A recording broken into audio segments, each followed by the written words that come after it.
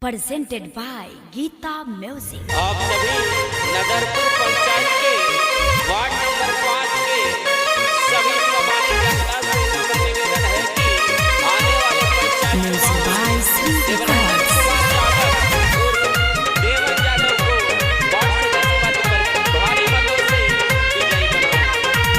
अब की चुनाव आगे महल बाटे हुआ हो। अब की चुनाव आगे महल बाटे हुआ हो। वार्ड नंबर 5 से जीत गई है भैया। वार्ड सदस्य देवन यादव के बनई है भैया।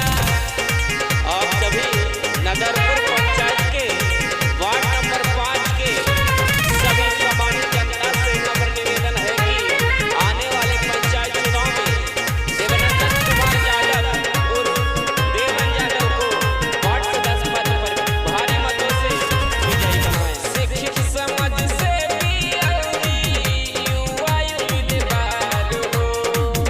देवन यादव बनले सबके खास मददगार हो।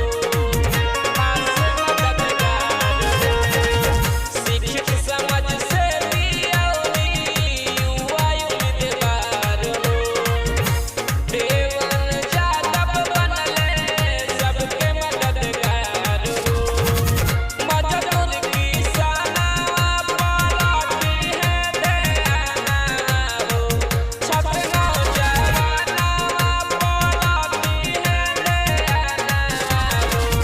वार्ड नंबर 5 से जीत गई है भैया।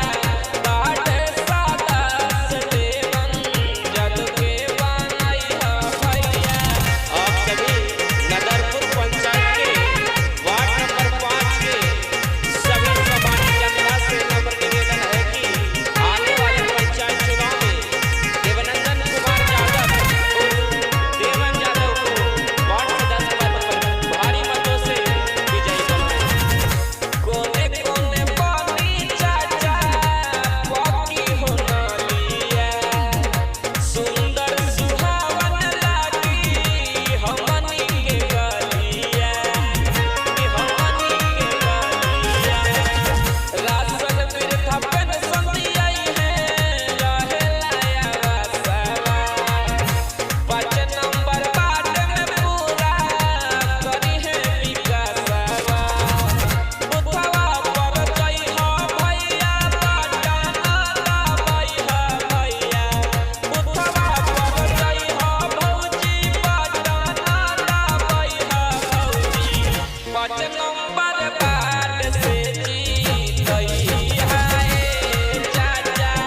वार्ड सदस्य देवन यादव के बनई है चाची। Presented by Geeta Music।